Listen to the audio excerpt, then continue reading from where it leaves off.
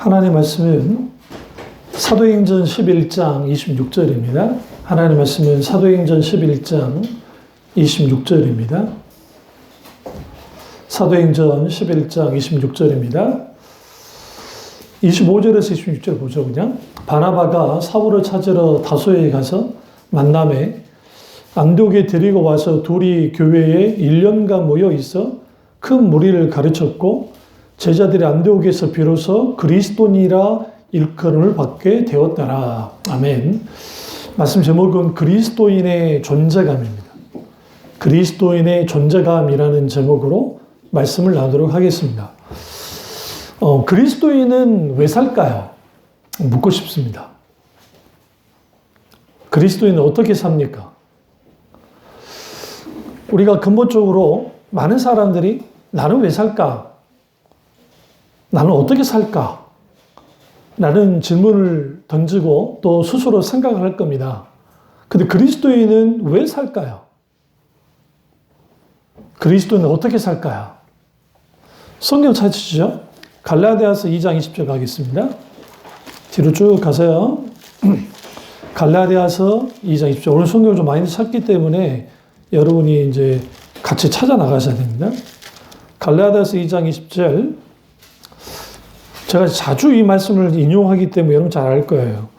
내가 그리스도와 함께 십자가에 못 박혔나니 그런즉 이제는 내가 사는 것이 아니요 오직 내 안에 그리스도께서 사시는 것이라.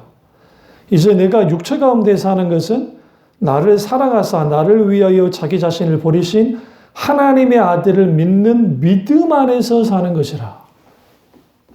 여기서 인간 그리스도인은 왜 사는가? 내 안에 그리스도께서 사는 삶을 사는 자들, 그들이 그리스도인이에요.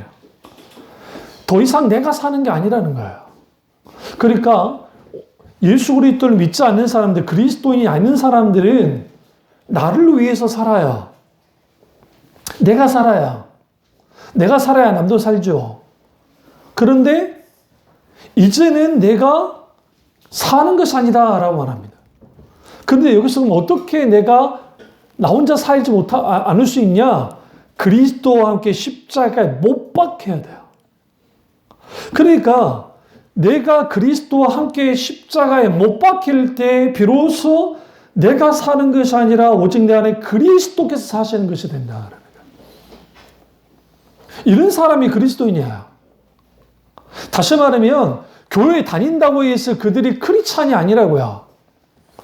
크리스찬을 명목상의 크리스찬이 있는데 성경에서 말하는 크리스찬과 명목상의 크리스찬들을 구분을 좀 줄 수 있어요.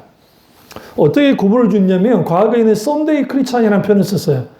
그러니까 주일만 잠깐 나와서 문화적으로 종교적으로 혹은 전통적으로 나와서 교회에 예배 드리고 왔다 갔다 하는 사람들, 이들을 썬데이, 말 그대로 그냥 일요일 날 예배 나오고 왔다 갔다 하는 사람들, 이걸 이제 뭐라고 하냐면 이런 사람들은 명목상의 교인, 그러니까 종교인으로서의 교인이에요. 이걸 이제 문화적인 교인이라는 표현을 써요. 그러니까 그냥 그 문화 속에서 그렇게 왔다 갔다 하는 거야. 우리가 이슬람 사람들이 아주 믿음이 좋을 것 같잖아요. 우리 생각에 대단한 것 같잖아요. 근데 75%가 사실 하기 싫어도 해야 돼요. 왜 그러냐면 여러분 지금 현재 무슬림권에서 생각보다 많은 수가 기독교로 개종 많이 해요. 특별히 젊은 청년들이 회의감을 느껴요. 이슬람에 대한. 특히 여자들이. 왜 그러냐면 우리 이슬람은 여자를 보호한다고 하는데 지금 누르잖아요. 그런 게 있으니까. 자기들은 아니라고 그러지만 실제로 그렇잖아요. 그런데 그들 뿐만 아니라 약 75%가 문화적. 그래서 내가 뭐 하지 않으면 같이 나가서 하루에 5번 기도를 안 하면 그 사회 커뮤니티 안에 들어갈 수가 없어요. 그러니까 싫든 좋든 가서 해야 돼요. 응? 그렇게 하는 거야. 그런데 그들은 태어나면 무조건 무슬림이잖아요. 거부할 수 없으니까. 왜? 무슬림 국가니까 강압적으로 할 수밖에 없는 그런 문화 속에 있기 때문에 그들은 결국은 그런 식으로 가다가 이후에 충격을 받을 때 있어요. 뭘 충격을 받냐면 복음을 딱 맞닥뜨렸을 때 혹은 무신론과 맞닥뜨렸을 때에 얘들 중에 흔들린 친구들이 생겨요. 생각보다. 이거는 기독교 안에 있는 애들도 다 마찬가지예요.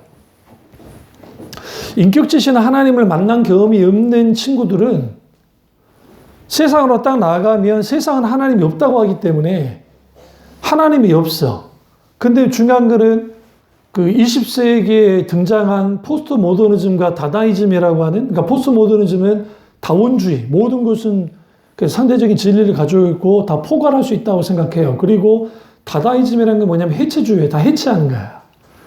그래서 그 정통적인 가정관을 해체를 시키는 거죠. 남자 여자의 성도 해체시키고 부모와 자식 간의 관계도 해체를 시키고 사회의 구조도 해체시키고 이걸 전근대적인 게 다 해체시킨다. 이게 해체주의예요.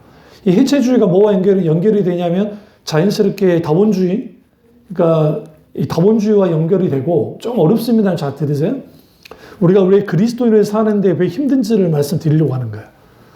그러다 보니 문화가 우리나라 대한민국 사회는 잘 들으세요. 대한민국은 다른 나라와 달리 굉장히 빨라요. 그러니까 그 서양의 그 영향을 받는 게 그런데 그 우리나라는 기업 문화 속에 있는 나라예요. 그러니까 정부가 막 할 것 같지만 사실 기업이에요. 그리고 그 기업 중에서는 또 매스컴을 갖고 있는 데도 다 들어가요. 그럼 거기에 사상이 어떤 사상을 갖고 있냐면 그 하나님에 대한 적대시하는, 다시 말하면 그 신앙은 결국은 하나님이라는 존재를 인간이 만들어냈다고 하는 기본적인 그 틀 안에서 나오기 때문에 그러니까 하나님을 믿는 사람들, 그리고 뭐 타 종교 다 마찬가지. 결국은 하나님 없이 나라는 존재가 나로서 살아야 된다. 그래서 요즘 많이 나오는 게 그죠? 틀린 게 아니라 다른 거다라는 식으로 나와요. 그러니까 언뜻 딱 들으면 그 말이 옳아요. 아, 틀린 게 아니라 다른 것일 뿐이야. 그러니까 이 사람이 동성애를 하는데 이 남자가 여자를 좋아하는 게 아니라 남자를 좋아해. 근데 그건 틀린 게 아니라 다른 거야. 라고 하는. 그럴싸하잖아요. 굳이 그 사람들과 충돌할 이유가 없으니까. 그럼 오늘날 그리스도인들이 그리스도인으로 살지 못하는 사람들이 많고, 장신대라든지, 우리 총신대도 마찬가지고, 또 감신도 마찬가지고, 신학생들 중에 동성애자가 들어오고, 신학생들 중에. 물론 그거 놓고 이제 제재를 하고 하니까 그거 뭐 사회법에 해가지고 막 소송도 걸고 막 그걸 또 오고하는 신학대학 교수가 나타나기도 하는. 그러니까 마지막 보루를 하고 있는 신학대학마저도 그렇게 흔들리고 또 가장 기분 나쁜 게 레인보우예요. 무지개를 동성애자들이 가져다 쓰니까 그게 평화의 상징이거든요. 근데 그게 어디서 나온 건지 알아요? 성경에서 나온 거예요. 레인보우가, 무지개가 왜 평화의 상징이야? 노아 홍수 때 홍수 끝나고 난 다음에 하나님이 무지개를 보고 여기 무지개 언약을 하세요. 근데 우리는 무지개 하면 떠오르는 게 무지개 하니까 빨주노 저 파남보에 집중하면 안 돼요. 무지개가 이렇게 둥그렇게 돼 있죠. 그게 뭐냐면 활이에요, 활. 활 모양이야. 그러니까 그러니까 고대에서는 그런 활로 생각했어, 활. 활이 뭐예요? 전전 무기죠. 그거를 깨뜨리는 거야, 하나님. 언약을 하셔서 다시는 너희에게 물심판하지 않겠다고 하는, 그게 평화의 언약이 들어간 거예요. 그러니까 활은 전쟁인데 하나님이 더 이상 물심판하지 않겠다고 하는 하나님의 평화의 언약이 있었으니까 무지개가 어떤 상징이 되는 거예요? 평화의 상징이 된 것이고 그걸 동성애자들이 가져다가 쓰고 있단 말이에요. 그리고 내가 크리스찬으로, 나는 크리스찬인데 크리스찬의 존재감을 가지고 신앙생활 해나가야 되잖아요. 여러분은 얼마만큼 자부심을 느끼십니까? 그리스도인으로서. 참비중간 교우들을 묻겠습니다. 여러분들의 자부심이 교회 사이즈에 있고 목사가 좀 더 잘생기고 목사가 좀 더 박사학위를 갖고 있고 교수 출신이고 또 영어도 유창하게 잘하고 그런 걸로 자부심을 느끼십니까? 아니면 교회가 크고 숫자 많고 재정도 빵빵해서 정말 럭셔리하는 직업을 갖고 있는 사람들이 교회에 나와서 그렇게 한 것에 자부심을 느끼십니까? 그런 사람들이 많아요. 다 그렇지 않겠지만 큰 교회를 소원하는 사람들 중에 그렇게 하는 사람들이 많아요. 실제로 그 강영관 교수님, 서강대학교 철학과 교수님이신데 장로님이세요. 근데 이제 그 크리스찬 친구들이 막 고민이 있으니까 찾아와가지고 이제 그 장로님께 상담을 할 때가 있는데 어떤 친구 하나가 교회를 정하지 못했다는 거예요. 그러니까 왜 교회를 못 정했냐? 그러니까 마음에 드는 교회가 별로 없대. 자기가 사는 동네에는. 그는 이제 손을 들어보라 했죠. 이제 후에 또 다른데 이제 딱 손을 여기 크리스찬 다니는 친구들 손 들어보세요라고 하니까 막 탁선 나는 뭐 저기 S 교회예요, 뭐 L 교회예요 하면서 막 이제 큰 교회 다니면서 막 자랑스럽게 어떤 친구 하나가 이렇게 막 쭈삣쭈삣 하더래. 우리 친구는 어느 교회 다닙니까? 동네 교회 다닙니다. 그래서 물었죠. 그럼 교회 이름이 동네 교회입니까? 아니, 그건 아니고 동네에 있는 교회를 다닙니다. 그러니까 왜 동네 교회에 있는 교회를 다닙니까? 작은 교회입니다. 근데 왜 손을 번쩍, 아니요, 다 친구들이 다들 큰 교회 다니는데 나만 작은 교회 다니니까 좀 그래서요.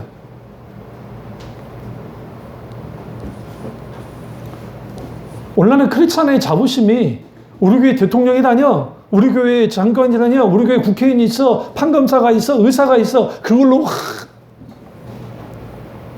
사도 바울은 뭐라 합니까? 이 모든 것을 배설물로 여긴다 했는데 그리스도의 십자가 외에 모든 것을, 그런 바리새인이었고 가말리엘 문화생이었고 로마 시민이었고 그런 부자였어요. 그런 헬라어부터 아람어, 헬라어, 히브리어까지 다 했던 사람이잖아요. 그뿐입니까? 그런 그 시대의 그 철학 사조, 그러니까 스토아 철학이라든지 이것에 대해서 굉장한 학식이 있었어요. 그렇기 때문에 지금의 그리스 아테네에 복음전도 갔을 때 거기 스토아파들과 함께 치열하게 철학적인 논쟁을 해도 지진 않았어요. 오늘날 말하면 이 사람은 우리가 생각할 수 있는 그런 정도의 사람이 아니고 대단한 사람이었단 말이에요. 그런데 그리스도 외에 십자가 외에 다른 것을 배설물로 여겼어요. 그리고 내가 뭘만 자랑한다? 오직 십자가에 달려 죽으신 예수만을 자랑한다면서 자기 신의 프라이드를 십자가에 달려 죽으신 예수 그리스도, 그리고 부활하신 예수 그리스도, 그분을 어떻게? 자기의 프라이드, 자기의 자존심, 자존감으로 여겼단 말이에요. 그리스도인의 존재감은 혹은 자존감은 나로부터 생기지 않아요. 그게 아니라 내가 함께 십자가에 못 박힐 때 생겨요. 죽어야 생겨요. 내가 그대로 살아있으면 살아있는 대로 내가 살아가면 그게 기독교라는 옷을 입을 줄 모르지만 기독교라는 옷을 여기에 뭐 색칠을 할지 모르지만 속 존재가 바뀌어진 적이 없기 때문에 마치 이거예요. 그냥 거지인데 정말 거지 그 자체예요. 노숙자 그 자체예요. 그런데 내가 화려한 왕의 옷을 입고 있는 거예요. 근데 속 사람이 바뀐 적이 없어. 그러니까 노예의 근성을 가지고 어떤 종의 근성을 가지고 그렇게 신앙생활을 하는 거예요. 그러니까 그 사람이 목사이든 집사이든 평신도이든 상관없이 속 사람이 바뀌어진 적이 없으니 내가 그리스도인이라는 자부심을 가지고 신앙생활가 쉽지가 않아요. 왜 그러냐면 그리스도를 믿는 사람, 예수를 믿는 사람들은 어떤 사람들이냐? 오늘날의 사람들의 시선 속에는 뭔가 좀 정신 이상자 같이 생각을 해요. 우리 어렸을 때 그 미국의 드라마 중에 하버드 대학의 고무벌레들인가 생각나세요? 생각나시죠? 옛날 사람. 왜 모른 척을 하고 몰라? 이제 기분 나쁠라가네. 별 차이도 안 나는데? 어쨌든 하버드 대학의 공부벌레. 여러분 여기서 좀 재밌는 거 좀 느끼지 않았어요? 왜 사람한테 벌레라 그랬을까? 거기서는 공부벌레라, 그 영어 제목을 보시면 그게 공부벌레가 아니에요.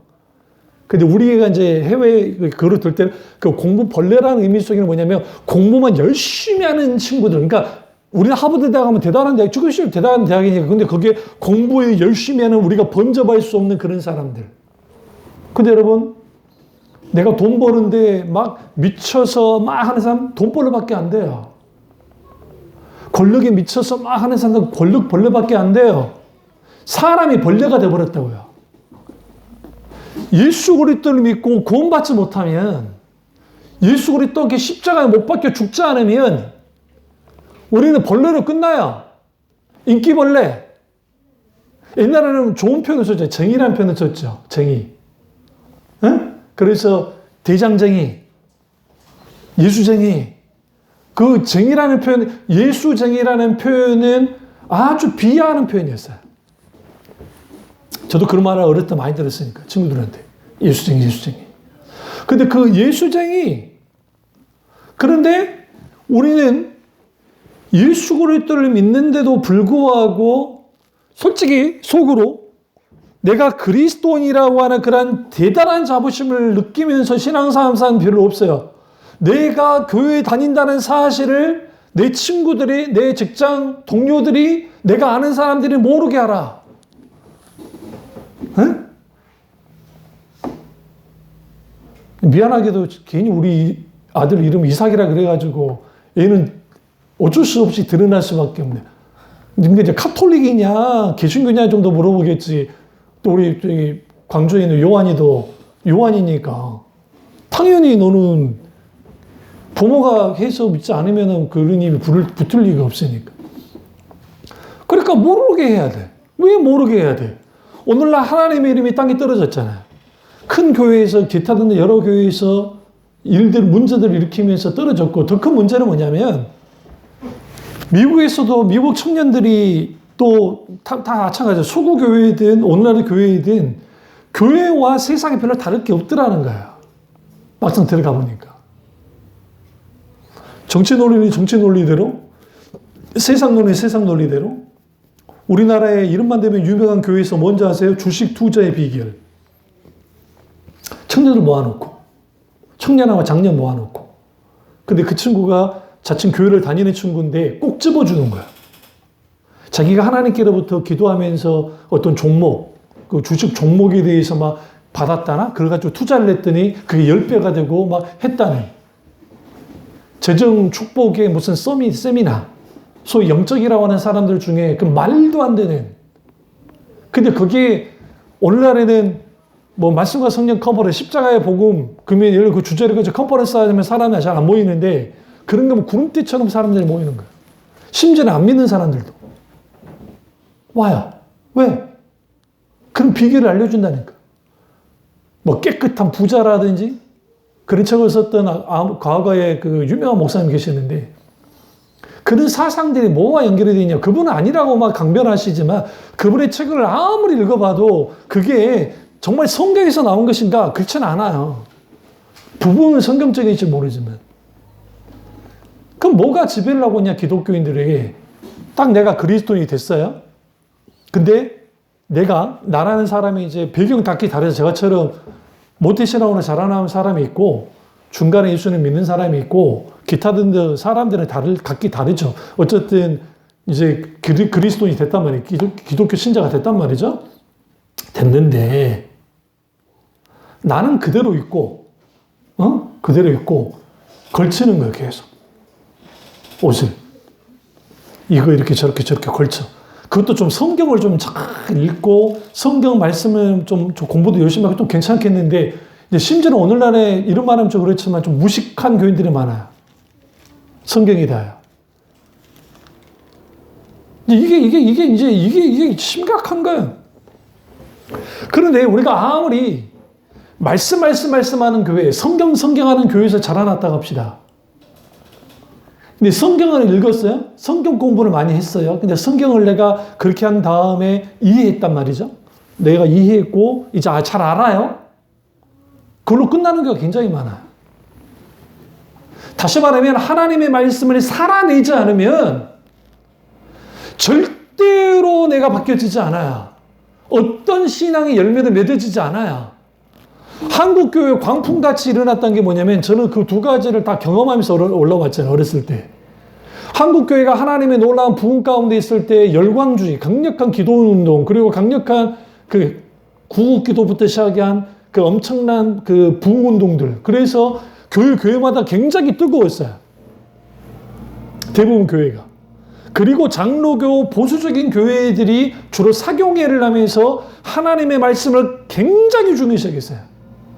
그리고 성령의 역사에 대해서 좀 좋지 않은 시선을 많이 바라봤고, 그게 바뀌어진 게 90년도부터 바뀌기 시작한 거예요. 우리 교단도 그 전에도 했겠지만 90년도부터 우리 교단의 색깔이 좀 바뀌면서 이제 성령의 뜨거움과 말씀의 그 조화 속에 있는 그런 교단으로 좀 바뀌어진 거지. 장로교 개혁 측은 처음부터 좀 뜨거웠으니까 그렇다 치더라도 고신 측은 아예 통성기도 자체도 하진 않았어요. 지금은 통성기도 하고 또 성령운동 하시는 분들도 있으니까. 그런데 중요한 건 뭐냐면 그렇게 그 부흥운도 경험했고 동시에 말씀운동도 경험을 했단 말이에요. 그리고 우리 때만큼 선교회가 활동이 엄청난 때도 없었고 지금의 신천지 저리 가라야 UBF, CCC, 또 그 예수전도단 이런 그다음 그 외에도 각기 소규모의 선교단체들이 굉장히 많았어요. 그 선교단체를 통해서 청년들이 말씀을 많이 공부를 하고 했어요. 그런데 이상한 일이 벌어졌어. 어떤 이상한 일이 벌어졌냐면 한쪽은 성령 하면서 막 뜨거웠는데, 그리고 막 이제 그리스도인처럼 막 교회에서 막 펑펑 우는데 막 그렇게 하나님 하는데 집으로 가거나 세상으로 돌아가면 아주 그냥 똑같아. 비슷하게 그냥 별반 다를 게 없어. 성경을 달달달 외우고 어떻게든 성경을 적용해야 된다고 하면서 막 성경대로 한다고 하는데, 그런데 그들 중에 뭐냐면 뭘 잃어버렸냐면 머리는 아주 차가워졌는데 성령의 놀라운 역사 속에 있지는 못하니까, 성령의 놀라운 기름음과 임재가 없으니까 이게 이론으로 끝나는 거야. 이걸 뭐라 하냐면 주지주의라고 그래요. 머릿속에서만 모든 신앙생활을 다 해버리는 거예요. 말과 머리로만. 응? 순몸 계통이나 뜨거운 교회들, 열광주의는 뭘로 하냐면 감정으로만 다 해버려요. 그 대표적인 게 부흥강사 밑에 있는 교인들이 다 특징이 다 그래요. 그러니까 부흥강사들 밑에 있는 교인들이 어떤 보면 뜨겁고 아멘도 잘하고, 또 사람들이 또 부흥강사들이 강조하는 게 뭡니까? 하나님께 정성 들여서 바쳐야 된다 라고 하는, 기도든 뭐든 막 그렇게 하니까 헌금도 잘하고 열심히 해요. 그런데 예배 드리고 끝나고 집으로 돌아가거나 하거나 하면 그 공허함이 있어. 왜 공허함이 있냐면 거기에 어떤 하나님의 강력한 말씀의 역사도 없거든. 그냥 감정 소모만 하고 있는 거예요. 그러니까 울렸다 웃었다 목사의 그 언변에 의해서 거기에서 막 사람들이 막 좋아가지고, 그러면서 또 기도할 때는 하나님 주시옵소서 막 거기서 막 목사님이 달라고 기도하십시오. 하나님이 해결해 주십니다. 우리의 모든 걸 합시다 하면서 막 하면 막 뜨거워가지고 막 하고 막 불러 하면 막 불러 하는 거예요. 그리고 난 다음에 찬양할 때 참 피 흘리신 내게 강 같은 평화로 사람들까지 쫙 하는 거지. 그리고 또 주의 이름으로 축복합니다. 하나님의 복이 있으라. 문제를 해결될 줄 알아. 그럼 아멘 하고 난 다음에 끝나고 난 다음에 딱 가서 하니까 내가 뭐 했지?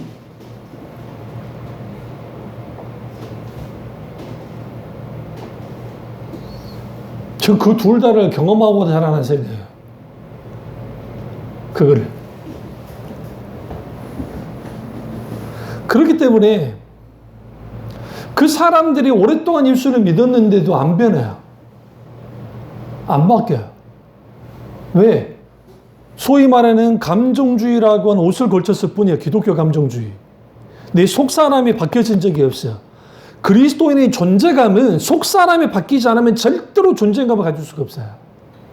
그러니까 자랑하는 게 우리 교회 크다?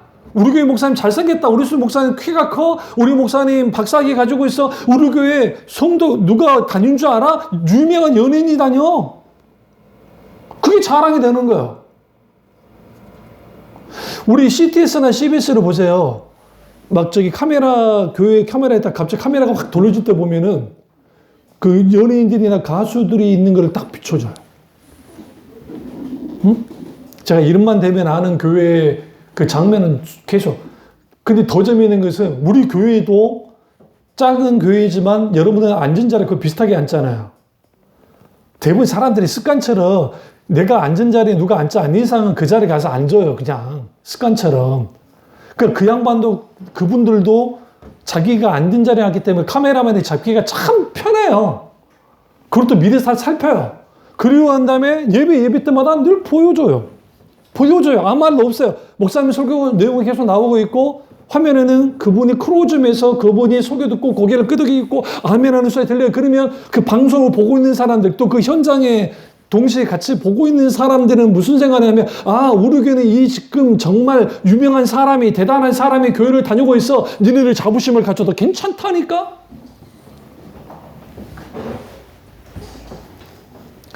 왜 작은 교회 목사님들이 노예에 가서 귀가 죽어야 됩니까?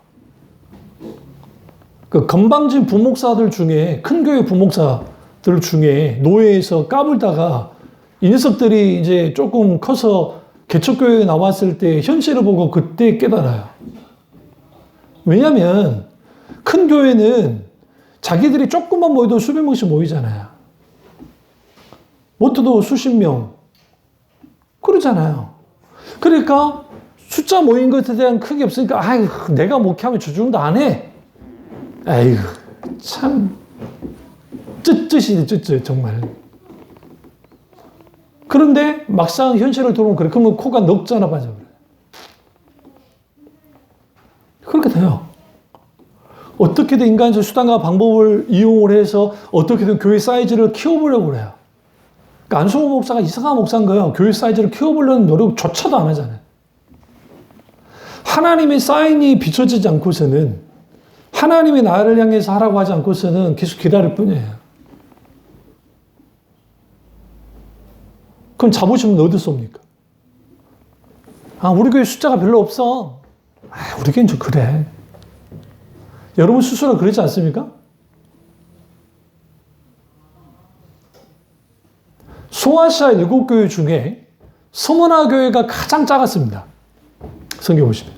근데 성경에 가장 빌라델비아 교회도 작았고 서머나 교회와 빌라델비아 교회만 칭찬만 안 받고 칭찬만 다 받았어요. 두 교회가. 작았기 때문이 아니에요. 오해하면 안 돼요. 작은 게 좋다는 말이 아니니까. 크다는 게 나쁘다는 게 말이 아니니까. 그게 아니라 서머나 교회와 빌라델비아 교회의 빛남을 한번 보시라고요. 같이 가보시죠. 그게 그리스도인의 자존감 관계가 있어요. 계시록 가겠습니다. 계시록 3장. 계시록 3장을 가보시면 이제 이 8절 보세요. 서머나 교회. 서머나 교회 사자에게 편지하며 하라. 처음이요 마지막이요 죽었다가 살아난 이가 이르시되 내가 내 환난과 궁핍을 알거니와 실상은 내가 부유한 자니라. 자칭 유대인이라는 자들의 비방도 알거니와 실상 유대인이 아니오 사탄의 회당이라. 너는 장차받을 고난을 두려워하지 말라. 볼자다 마귀가 장차 너희 가운데 몇 사람 오게 던져 시험을 받게 하려니 너희가 10일 동안 환난을 받으리라. 내가 죽도록 충성하라. 그리하면 내가 생명의 관을 내게 주리라. 귀인이 전에 성령이 교회들에게 하시는 말씀을 들을 자다. 이기는 자들은 둘째 사망의 해를 받지 아니하리라. 서머나 교회의 특징이 뭐냐면 엄청난 핍박을 받고 있는 교회였어요. 근데 그 핍박 정도가 어느 정도냐면 실제로 교회가 그렇게 크지 않았기 때문에 실제로 받는 그 강도가 굉장히 감당하기 힘들 만큼 했어요. 그런데 그럼에도 불구하고 그들이 일한 속에서 뭐였냐? 환난과 궁핍함 속에서도 오히려 그들이 신앙을 지켜나가니까 주님이 오히려 그들을 향해 뭐라? 너희는 부요한 자라 했어요. 여러분, 잘 들으세요. 영적인 부요함은, 그러니까 교회의 부요함, 그 자체는 뭐라고 하겠어요. 그런데 우리의 진정한 부요함은 하나님의 평가 속에서 인정을 받을 때 우리가 부요하다는 걸 알 수 있어요. 실상은 우리가 별거 아닌 것 같고 정말 힘들게 그렇게 신앙생활 하는 것 같은데, 그러나 주께 헌신하고 인내하며 십자가의 길을 고난의 길을 묵묵히 가고 있는 그들 속에서 하나님 우리에게 이렇게 말, 너는 부요한 자야 라고 말합니다. 이것과 완전히 그 동떨어진 완전히 그러니까 이 반대에 속한 속한 교회가 뭐냐면 이 3장 14절 보세요. 제가 2장 8절을 봐라 했는데 제가 잘못 말했나? 어쨌든 이 3장 14절 보시면 라오디게아 교회를 보시면 17절 내가 말하기를 나는 부자라 부요하여 부족함이 없다 하나 내 곤고한 것과 가려는 것과 가르는 것과 눈먼 것과 벌거벗은 알지 못하는도다. 그럼 여기 보시면 나는 부자라 부요한 자라. 그럼 2장 지금 8절을 보시면 서머나 교회를 향해서 환난과 공평을 내가 아는데 실상은 내가 부요한 자다. 너는 부요한 자라. 라고 말해요. 그러면 지금 2장 지금 그 계시록 2장 9절에 있는 이 말씀과 그리고 3장에 나와 있는 이 라오디게아 교회의 이 특징적으로 이 대조가 딱 되고 있어요. 자기 스스로가 부자고 나는 부유하다라고 느끼는 거예요. 여기에 가장 큰 착각을 느껴요. 어떤 착각을 하냐면 내가 사이즈가 큰 교회를 다니면 큰 하나님을 믿고 있어요. 내가 지금. 놀라워요. 근데 교회 사이즈가 작으면 작은 하나님을 믿고 있어. 놀랍게. 신앙이 어떤 환경에 갇혀버리는 거야. 그걸 교묘하게 이용한 게 가톨릭이에요. 그걸 교묘하게 이용한 게 소위 말하는 세상 종교들이에요. 왜 세상 종교들이 대웅전을 어마어마하게 우리는 불교 문화 속에 자라났으니까 또 수학여행 때 주구장창 절만 갔으니까 내가 기독교인지 아니다 어쨌든 절을 간 경험이 많아요. 기억이 많잖아요. 그런데 다른 우리나라 절 자체가 예뻐요. 저기 일본 가봤지만 일본 가보니까 그 절 정말 인간적으로 좀 그렇디다 건물들이 솔직히.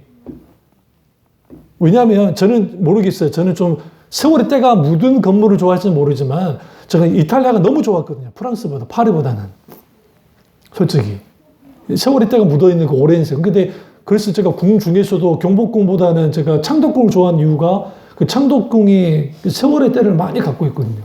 근데 거기를 딱 뭡니까 이 카톨릭이든 대웅전이든 뭐든 그런 데를 가보시면 그 건물 안에 딱 들어가면 나무로 그 엄청나게 크게 해서 그 엄청난 큰 건물 안에 내가 딱 들어간다는 거, 우리는 별거 아니라는 게 굉장히 커요. 서양 사람들은 굉장히 놀라요. 어떻게 나무로, 돌로는 이해가 돼. 자기들 나라에 돌로 된 게 있으니까. 그런데 어떻게 나무로 이렇게. 그리고 더 놀라운 게 뭐냐면 그 나무의 굵기예요. 이게 안 돼요. 네? 우리 들어가서 못 만지게 하니까 모르는데 우리 저기 긍정점만 가도 이거는 안 돼요. 이거 안 된다고. 그 어마어마한 금강석 가지고 저어놓은 거니까. 그러면 그 건물 안에 딱 들어가면요. 뭘 느끼냐면 신에 대한 압도됨이에요. 하나가. 또 하나는 브라질 가보시면 리오네 자네이루 가면 거기에 예수상이 있잖아요. 예수상. 어마어마한 예수상. 그게 이제 관광 명소고 자유여신상 같이 해놨죠. 그런 것들을 왜 만들어요? 봐라. 우리 신이 이렇게 크고 대단하다라는 거죠. 그게 상품을 위해서 그런 거든 뭐든지 어떤 그 종교적인 유의든 어쩌면 상품 그런 의미로 그런 건지 모르지만 그리고 카톨릭 성당을 가보시면 특히 쾰른 성당 같은 경우 독일의 쾰른 성당 가봤는지 모르겠는데 그 쾰른 성당에 지금은 이제 바르셀로나의 페멜리아 성당 지금도 가우디가 했던 거 지금도 건축을 하고 있어요. 그런데 지금도 짓고 있다고요? 그런 위에까지 135m거든. 지하 130, 우리가 그 밑에 가면 못 봐요. 거기 부러져요. 근데 그 안에 들어가면요. 아직 나 스페인 안 가봤으니까. 근데 쾰른 성당은 완전 달라. 쾰른 성당이 가장 높은 것 중에 하나 있거든. 제 페밀리아 성당 전까지는. 근데 그 안에 딱 들어가면 시원시원해요. 딱 들어가 딱 보면 상상을 초월해요. 우리가 믿는 하나님, 우리가 믿는 마리아, 우리가 믿는 그리스도가 이런 분이야. 이 사이즈를 봐. 너희들 믿을만 하지 않니? 그게 그런 이유는 아니겠지만 오늘날의 그 어마어마한 큰 교회들 가운데 딱 들어가면 내가 그 현장에 딱 들어가잖아요. 우리 교회는 워낙 커서 그 느낌을 아예 받지를 못하는데 저도 교회가 큰 교회 자라났으니까 또 큰 교회에서만 있었잖아요. 어릴 때부터. 그러니까 큰 교회에서 있던 사람들의 특징들은 그걸 가면은 가만히 혼자 여럿이 말고 가만히 혼자서 딱 기도하면 그 분위기 있어요. 우리 교회에서 뭐 권사님이나 사모나 여기 와서 혼자 저도 기도할 때 있으면 여기 기도하다 보면 밖에서 빵빵 소리 나고 막 그 훈계내에서 막 떨리 막 그런 소리 들린다고. 근데 그런 데는 잘 안 들려요. 그러면 그 분위기가 져요. 분위기.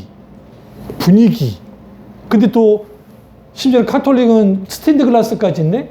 그러면 빛이 딱 들어와요. 제가 그렇잖아요. 제가 명동순단을 좋아한다고. 건물이 좋은 게 아니라 분위기가 좋다고. 왜 좋냐면, 한번 놀러 갈 때 우리 친구들도 한번 가보세요. 뭐, 돈 내고 들어간 것도 아니잖아요. 가서 한번 가만히 앉아보세요. 그러면 재밌는 게 그 낮에와 해가 지기 전에 이렇게 빛이 딱 들어오는 게 그 느낌. 그럼 거기는 좀 완전 깜깜하진 않지만 어느 정도 있어요. 그 느낌 속에서 하면 어쩔 때는 거기에서 그레고리 찬트 단손율 찬양 그 음악을 막 틀어놓을 때 있어요. 힘은 좋으시 하면서 그런 게 있어요. 그러면 그런 거 들으면 사람이 샥 편안해져. 그리고 이렇게 하죠. 하나님이 오소서. 오소서 임마누엘 곧 오소서 이스라엘. 그럼 그런 음악을 들으면 사람들이 차분해지고, 우리 스님들 무시하지 말라고요. 톡톡톡톡 나무와 조계사 응? 언제 지나다닐 때 가깝잖아요. 나무와 위 똑똑똑 달 때 음치 쓰지 말고 좀 잘하시는 스님들 보시면 달라요. 사람들은 그런 소리 들으면서 거기에서 신에 대하여 깊이 가죠. 다시 말하면 내가 그리스도인이라는 자존감은 우리의 배경, 우리가 가지고 있는 어떤 그러한 외형적인 것들이 아니에요. 우리의 자존감은 그리스도예요. 그리스도께 직결되어 있어요. 근데 그 그리스도가 나를 위해서 죽었는데 나와 함께 죽었다는 거예요. 내가 함께 죽는 거예요. 그리고 더 이상 내가 살지 않아요. 내 안에 그리스도가 사는 거예요. 내 안에 그리스도가 살 때 비로소 내가 그리스도인이라는 존재감을 가져요. 나는 내 인생을 사는 게 아니에요. 나는 나를 위해 사는 존재가 아니라 그리스도가 내 안에 사시고 내가 그리스도 안의 삶을 통해서 믿음 안에서 사는 것이다. 내 안에 계신 주님으로 말미암아 내가 믿음 안에 사는 자, 그게 그리스도인이고 거기에 그리스도의 존재감이 그리스도인의 존재감이 생기는 거예요. 크리스찬 할 때 이게 합성어인데 크라이스트라고 하는 크라이스트 플러스 안이라는 게 이게 같이 돼서 하나는 묵음이에요. 근데 그게 이제 됐는데 그게 뭐냐면 그리스도 플러스 뭐뭐에 속한 사람이라는 뜻이에요. 다시 말하면 그리스도인이라는 뜻은 크리스찬이라는 뜻은 그리스도의 사람이라는 뜻이에요. 다시 말하면 그리스도에 속한 사람, 그리스도에 의한 사람, 그리스도를 위한 사람, 그리스도로 인한 사람이에요. 이게 별거 아닌 것 같은데 굉장히 중요한 의미를 갖고 있어요. 그리스도의 존재감은 그리스도 안에 있을 때 가능한데 그 그리스도 안에 있는 사람들은 그리스도의 사람이에요. 다시 말하면 나의 정체성이, 나의 포지션이 어디냐? 그리스도께 속한 사람이라는 거예요. 세상에 속한 사람이 아니에요. 그렇기 때문에 내가 어떤 정치 권력 때문에 아니면 돈 때문에 아니면 어떤 것 때문에 신앙 양심을 팔지는 않는다고요. 그리스도인들은. 물론 인간인지라 순간적으로는 흔들릴 수 있을지 모르지만 그리스도로 말미암아 그리스도 때문에. 그렇다고 한다면 그리스도의 존재감은 그리스도와 함께 십자가에 못 박힌 그러한 존재들, 중생한 그리스도인인데 그때 그 못 박힐 때 뭐까지 못 박히냐는 거예요. 가보시죠. 갈라디아서 다시 가겠습니다.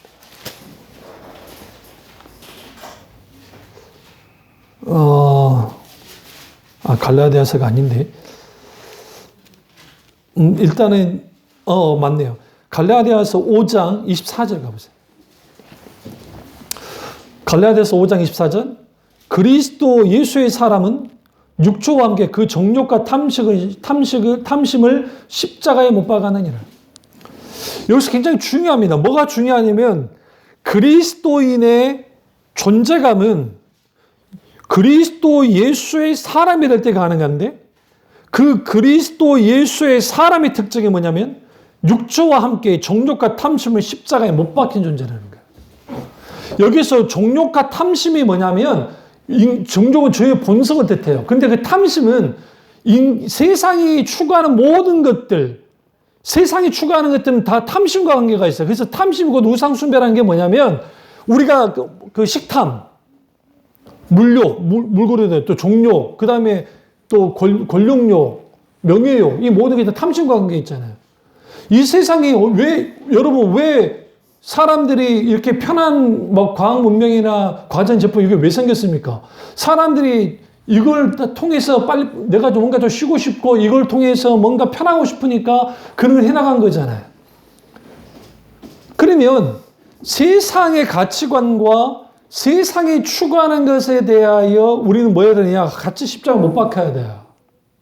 다시 말하면 예수 믿기 전에 가지고 있던 사상들, 근데 이 사상을 다 버려라는 게 아니에요. 그게 아니라 성경과 충돌하는 것들, 하나님의 말씀과 충돌하는 것들은 찍어내고 깨부셔야 돼요. 한국교회가 왜 이 모양 이 꼴이 돼버렸냐면 나는 그리스도인이라고 하는데 내 속사는 바뀌어진 적이 없어요. 내가 예수로 살진 않아. 예수 가치관으로 살지 않아. 말씀으로 살지 않아. 말은 말씀으로 산다고 하지만 제 선배 목사님이 이야기를 하다가 했던 말씀이 있어요.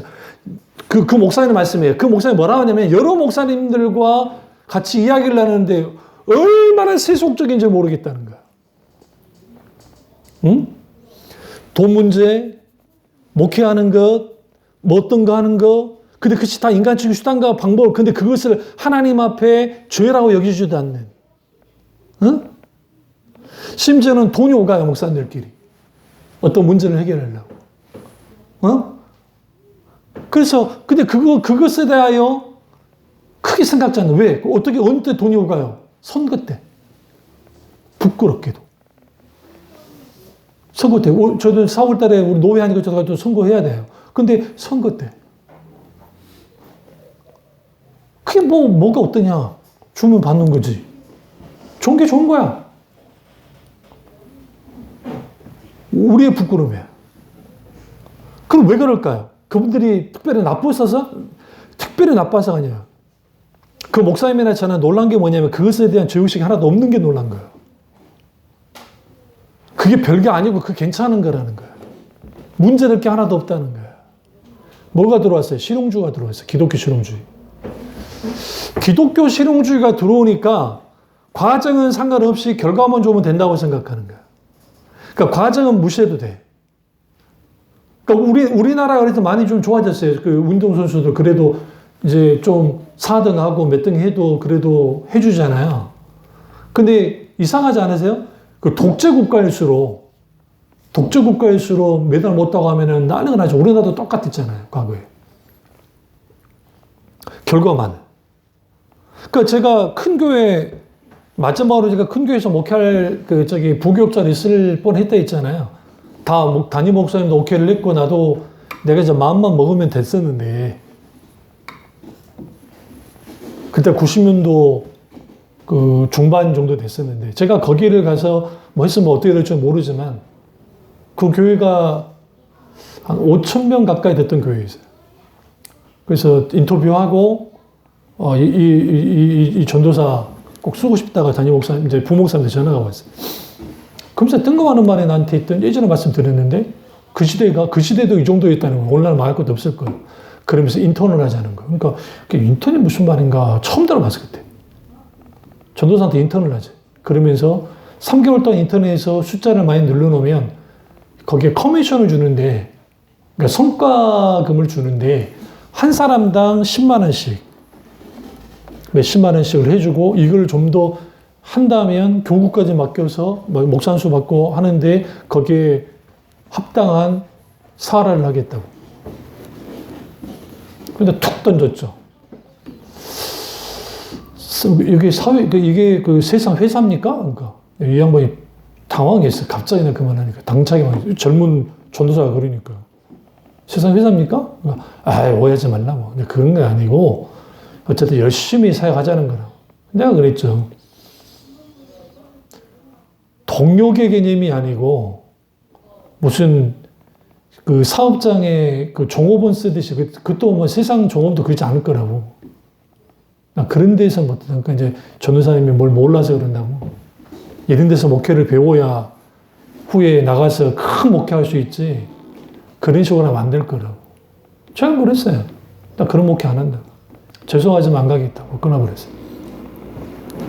조금도 나는 부끄러운 게 없었어요. 왜 그러냐면,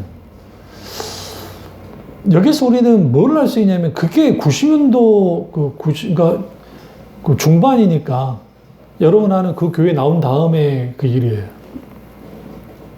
그 저기 효창동에 있는 교회 이제 그만두고, 그 중간 사이에 있던 교회. 그때인데, 그 큰 교회를 그러니까 아예 가지 않았던 이유가, 그냥 내 동기들도 난리가 난 거지. 왜 그 좋은 자를 왜 안 가냐고. 아니요. 하나님 보시기 아니에요. 하나님 보시기. 그러니까 하나님 보시기 아니니까 거부하는 것이죠. 내가 손을 보더라도. 단순히 제가 무슨 숫자 늘리고 하는 거, 그런 것들을 내가 막 두려워, 그런 게 일도 없어요. 그런 거 따졌던 저였으면 결코 주의 길 가지도 않고.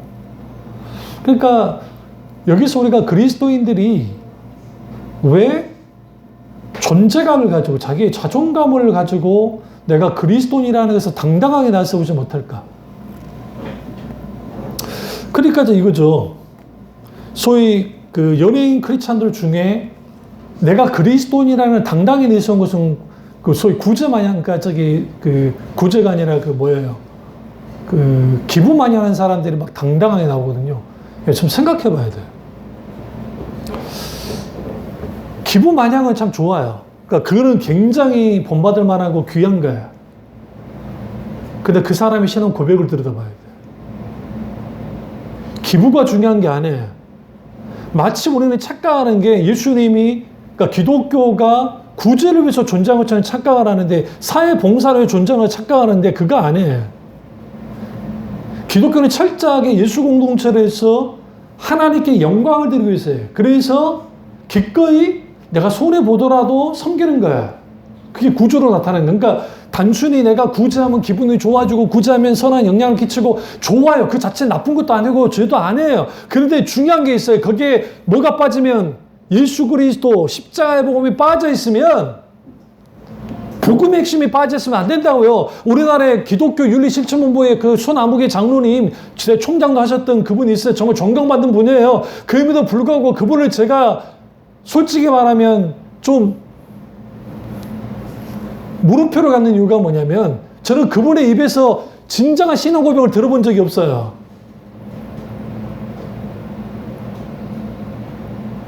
응? 심지어 그분의 제자들도 똑같은 말을 하세요. 제가 깜짝 놀랐어요. 나만 그렇게 생각하는 게 아니었구나. 그분의 말에서 예수의 정신이 어떻고, 뭐 섬김이 어떻고, 어떻게 사회 봉사를 어떻게, 그런 말을 많은데, 진정한 예수 그리스도를 통해서 어떻게 내가 존재적으로 변화되어졌고, 예수 그리스도가 내게 어떤 존재이며, 내가 예수 그리스도와의 관계 속에서 내가 나의 사상과 가치관과 이 모든 것들을 깨뜨려서 하나님의 말씀의 성경적인 세계관 속에서 하나님과의 관계 속에 이 세상을 지혜롭게 살아가고 지혜롭게 신앙생활을 하면서 하나님 나라의 영광을 위해 살아가야 되는데, 세상 잣대와 비슷한 윤리 도덕의 잣대를 가지고 교회를 재단하면서 교회를 향해서 그렇게 한단 말이죠.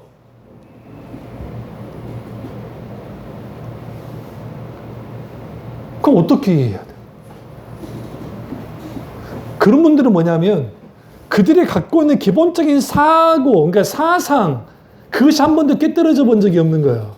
그 틀 위에, 그러니까 자기가 갖고 있는 그 소위 사상의 틀 위에 신앙을 세운 거예요. 그러니까 뭐가 안 바뀌냐면 안 바뀌어요, 당연히. 여기서 조심해야 할 게 있어요. 뭐가 조심해야 되냐면 교조주의. 성경대로 한다는 사람들. 그러니까 이단들 중에 그런 사람들도 있어요. 미국 같은데 지금도 마차 타고 다니고 하는 사람들. 그 사람들이 뭐냐면 자기들의 교조주의에 빠져서 막 그 짓을 한다고요. 그런데 중요한 게 뭐냐면 여기에서 우리가 예수 그리스도와 함께 십자가에 내 욕심이, 내 정욕이 뭐예요? 못 박혀지는데 그때 우리의 자아도 깨뜨려져야 돼. 여기서 정욕을 세상 본능도 있지만 우리의 이 자아, 본성. 그래서 예수 그리스도의 옛 사람이, 우리의 옛 자아가 예수 그리스도의 십자가에서 못 박혀져요. 근데 이 못 박힌다라는 이게 못 박한 난이 하니까 우리 이걸 완료형으로 생각하는 그러지 않아요. 헬라어 원전을 들으면 이거는 현재 진행이에요. 지속적으로, 계속적으로 십자가로 가지고 정욕과 탐심을 십자가에 못 박혀야 돼. 못을 박아야 우리는 어떻게 되느냐? 이게 깨뜨려져. 이게 작아져요. 눌러져요. 그냥 하나님의 은혜가 떨어지면, 은혜가 거쳐지기 시작하면 이런 것이 다시 일어나요. 올라와요. 이전 것들이. 그러니까 왜 사람이 변화가 좀 안 되냐면 하나님의 은혜와 놀라운 은혜 가운데 있을 때는 그 세상적인 것들이 좀 작아진 것 같다가 그 은혜가 거둬지면 세상적인 것들이 다시 일어나기 시작해요. 왜? 본성 가운데 나타나기 때문에. 그래서 존 오웬 목사님이 그 부분을 다룬 거예요. 진정한 그리스도인들은, 그러니까 누구예요? 히틀러를 암살하려고 했다가 결국 죽으셨던 목사님 계세요. 갑자기 이름 생각 안 나는데, 어쨌든. 근데 그 목사님이 뭐라냐면, 그리스도인은 십자가에 죽기 위해서 존재한다는 식으로 말했다고요. 그러니까 우리는 죽으러 가는 자들, 그리스도와 함께 죽으러 가는 자들이지, 살려한 자들이 아니라는 거예요. 근데 우리는 잘 사는 것이라고 할 때에 뭘 빼놨냐면, 그리스도와 함께 죽고를 빼놓고 잘 살 수 있어. 우리는 이렇게 하면 신앙의 매뉴얼대로 따라가면 복받아. 이렇게 하면 성공해. 이러면 커질 수 있어. 뭐가 돼. 그렇게 가르쳐놨다고요. 그게 교회에서 하는 거예요. 어느 큰 교회에서 아리랑 아라리 하면서 목사님이 하면서 이 슬픔의 아리랑이 이제는 기쁨의 아리랑이 바뀌어야 됩니다. 하나님 나의 하나님 하나님 나의 하나님 나를 위해 십자가에서 죽으신 예수님 부르시는. 그러면서 막 거기에 희망의 아리야, 영광의 아리양. 제가 그걸 보면서 그렇게 그럴 수 있다고 생각해요. 그런데 부를 수 있다고 생각 안 해요. 그걸 보면서 뭘 이렇게 저러니까 큰 목회를 하는구나. 큰 교회를. 응? 뭔지 아세요? 용기 주고 틀렸다는 게 아니에요. 용기 주고 하는 것 자체가 틀렸다는 게 아니에요. 근데 거기 이면에 있는 것들이 있어요. 그 이면에 뭘 갖고 있냐면, 잘 들으세요. 그리스도인은 날마다 십자가 앞에 죽어야 된다기 때문에 우리는 매주마다 주일날 교회 나와서 주님 앞에 죽어져야 돼요. 응? 우리의 삶 속에서 매 순간순간 죽어져야 돼요. 그래서 우리가 잘 때 그리스도와 함께 죽고 자다가 깰 때 부활한 것 같은 그러한 묵상하는 삶을 살아가야, 신앙생활 해나가야 돼요. 존 오웬 목사님이 그렇기 때문에 죄 죽이기에 대해서 말한 거 아니에요. 죄 죽이기. 왜 그리스도인으로 삶을 살지 못하고 죄가 이렇게 계속 죄에 넘어지고 하는 것인가? 이유는 딱 한 가지. 하나님의 은혜의 통찰에 들어간 적이 없기 때문에, 현지적인 통찰에 들어간 적이 없기 때문에. 다시 말하면 하나님의 은혜를 쏟아버렸기 때문에요. 뭐가 죄를 이겨요? 하나님의 은혜가 죄를 이겨요. 근데 하나님의 은혜는 어떻게 쏟아져요? 어떻게 주어져요? 하나님 앞에 내가 죽어지는 거예요. 철저하게 내가 깨지는 거예요. 내가 철저하게 십자가 앞에 죽는 거예요. 거기로부터 나의 그리스도인의 존재감이 생겨요. 어떻게 바뀌어지느냐? 내 출신지가 중요하지 않아요. 내가 인종이 어떤 인종이 중요하지 않아요. 내가 어느 도시에, 내가 몇 평에 사는 게 중요하지 않아요. 내가 내 학력이 어느 정도가 되는지 중요하지 않아요. 그리스도가 내 안에 계시기 때문에 내가 주님 안에 있고 주님이 내 안에 계신단 말이죠. 임마 디엘의 하나님, 나와 함께 하신 하나님이 나와 함께 하기 때문에 나의 존재감은 아까 말씀드렸죠? 그리스도인이라는 그 의미 속에서 내가 그리스도의 사람이고, 내가 그리스도께 속한 사람이고, 내가 그리스도에 의한 사람이고, 그리스도를 위한 사람이고, 그리스도로 인한 사람이라는 사실. 그 사실이 그리스도인이라는 자부심 혹은 존재감을 갖게 만들어요. 그래서 1세기, 2세기, 3세기 그리스도인들을 향해서 뭐라고 했냐면, 역사가들이 뭐라고 했냐면, 또 유세푸스도 그렇고 그들이 그리스도인은 제3의 인종이다 혹은 제4의 인종이다 그랬어요. 이번에 무슨 말이냐? 달나라에서 왔다는 거예요, 저들은. 어떻게? 분명히 유대인도 알고, 분명히 로마인도 알고, 분명히 헬라 사람들, 그리스 사람들도 알고, 그 시대 이방한 사람들도 알고, 야만족도 아는데 도대체 저들은 누구지? 도대체 누구야? 아, 그들을 크리스찬이라 한다. 그들을 그리스도인이라고 한다. 그런데 우리는 이렇게 부르고 싶다. 저들은 제3의 인종이다. 왜 제3의 인종이냐? 이 세상에 있을 수 없는 인종이라는 거예요. 그들이 곧 그리스도인이다. 그러면서 후에 역사학자들 뭐라고 써요? 저들의 윤리 도덕의 월등함을 아는가? 도덕적 탁월함을 아는가? 그런 글들이 남아있다니까요. 그리스도인의 도덕적인 탁월함. 근데 이 도덕은 세상 윤리 도덕이 아니야. 하나님의 도덕적인 통치 아래에 있는 윤리 도덕이야. 그러니까 하나님의 안에, 이걸 다음에 제가 설교를 할 겁니다. 하나님의 도덕적 통치가 뭔지를. 근데 그 하나님의 공의가 그리스도인들을 통해서 나타나기 시작하는데 그 공의만 나타나는 것이 아니라 동시에 하나님의 끝없는 사랑까지 같이 나타나기 시작하는 거예요. 그러면서 너희는 아는가? 저들이 도살장에 끌려가듯이 끌려가서 죽는데 왜 저들은 웃는가? 왜 저들 얼굴은 평안한가? 저들은 왜 평안함 속에 있는가? 왜 죽음 앞에서도 예수를 부인하지 않는가? 한 가지밖에 없다. 저들은 제3인종이다. 곧 그들이 그리스도인이다 그랬다. 그 그리스도인이 되기 위해서 마틴 루터 종교개혁을 일으켰어요. 무슨지 아세요? 우리 루터가 깔빈 목사님이 쭈빙글레가 베자가 후에 뭐 멜랑이톤이 막 이런 분들이 한 거예요. 얼마나 어답니까? 내가 목사인 걸 알지 못하게 하라. 내가 그리스도인 것을 알지 못하게 하라. 이렇게 되어버렸어요. 뭐가 무너졌기 때문에? 그리스도와 함께 십자가 못 박혀지는 이제는 내가 사는 것이 아니라 그리스도가 내 안에 사는 것들이 무너져 버렸으니 생각이 바뀐 적이 없어. 라이프 스타일, 삶의 방식이 바뀐 적이 없어. 여러분의 예수 믿고 믿는 사람들 속에 내 주위에 수많은 믿지 않는 사람들이 득실득실 거린다고 한다면 이 인간관계도 정리가 필요해요. 교통정리가. 다 쳐내라는 게 아니라 우선순위와 교통정리가 필요하고 그 다음에 내 우선순위. 잘 들으세요? 그리스도인의 최고 우선순위는 하나님이에요. 그 다음이 누구예요? 통연히 난 거예요.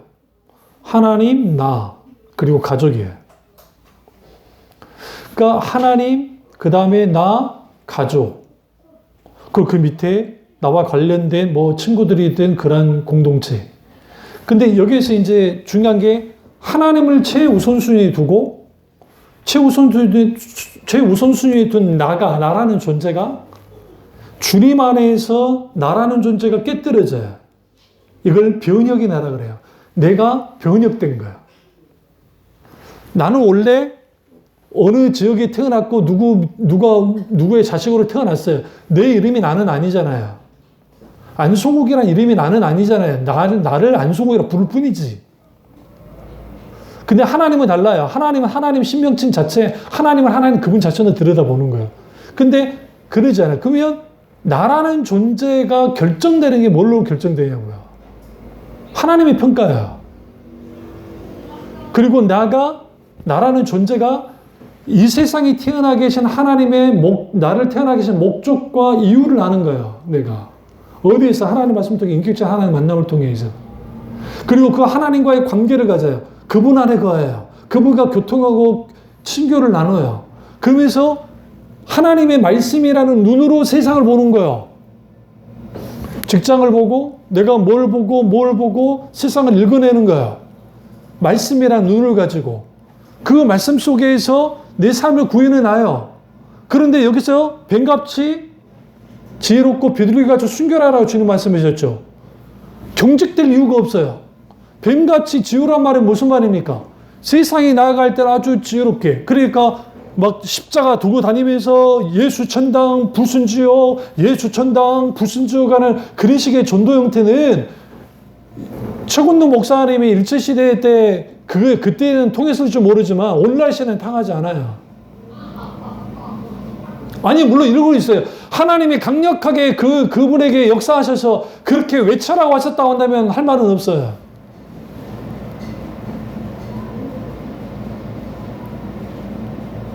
그런데 중요한 거는 세상 사람들과 이걸 팀 켈러 목사님이 컨텍스트, 상황화, 신앙의 상황화에 대해서 말하는데 상황이 어떤 여러 상황이 벌어질 때 있잖아요. 그때 어떻게 하나님의 말씀을 적용해 나갈 것인가. 거기에 중요한 게 두 가지를 이해하면 확실히 잡아야 돼요. 하나는 뭐냐면 내가 크리스찬으로 살려면 정체성 가지고. 하나는 진리의 문제에서는 타협이 없어요. 진리의 문제에서는 타협이 없다고요. 다른 하나는 순결해요. 오염되지 않는 거야. 뭐예요? 세상 끝에 오염되지 않아야 돼요. 그런 사람들이 크리스찬이고 그런 크리스찬들이 그리스도인으로서의 자부심을 가져요. 안디옥 교회가 특징을 제가 잠깐 열거를 하면 시간이 좀 갔지만 안디옥 교회 그리스도인들은 주님을 인격적으로 만나고 믿었던 사람들이에요. 안디옥 교회 그리스도인에게는 하나님 은혜가 있었고 그들이 하나님 말씀을 배우는 열심이 있었고 기꺼이 헌신과 섬김을 했을 뿐만 아니라 세상으로부터 그리스도를 따르는 사람들을, 그러니까 세상으로부터 인정을 받는 사람들이 되어졌고, 더 중요한 것은 말씀과 성령의 조화가 있던 그런 그리스도인들이었어요. 그래서 그들의 그 존재감은 제3의 인종으로서의 존재감을 가졌을 뿐만 아니라 오늘날 우리도 마찬가지예요. 그리스도인들은 제3의 인종으로서의 존재감을 가지고 있고 또 하나는 권세, 애티튜드, 그 authority, 고리. 잠깐 찾아보시죠. 요한복음 1장. 예수 믿는 자의 권세를 가져야 돼. 12절, 1장 12절. 영접하는 자, 곧 그 이름을 믿는 자들에게는 하나님의 자녀가 되는 뭘 줬어요? 권세를 줬으니. 이걸 뭐라 하면 헬라어로 엑수시아라 그래요. 이걸 뭐라 합법적인 권능, 권세를 말해요. 우리는 권세 있는 자예요. 권세 있는 자라고요. 여러분이 아브라함과 같은 하나님의 복을 누리려면 진정한 그리스도인이 되면 돼요. 그래서 나로 인하여 복을 받고 그러니까 아브라함을 저주하는 자를 하나님이 저주하시고 아브라함을 복되다는 자에게 복을 주신다 말씀하시죠. 그런 하나님의 사람이 되어야 돼요. 그들이 직장 곳곳에 들어가야 된다고요. 거기서 하나님의 강력한 영향력, 영적인 영향력을 끼치는 것이지 단순히 나의 어떤 의지적이고 자기의 어떤 어떤 자기의 행실, 단순한 행실만을 통해서 그 역사가 나타나진 않아요. 그리스도인의 당당함, 그것은 곧 진리를 가지고 있기 때문인 것이고 세상을 이길 수 있는 힘이 누구에게 있냐? 그리스도인에게 있는데 그것은 곧 말씀과 성령의 조화 가운데 그리스도인에게 있습니다.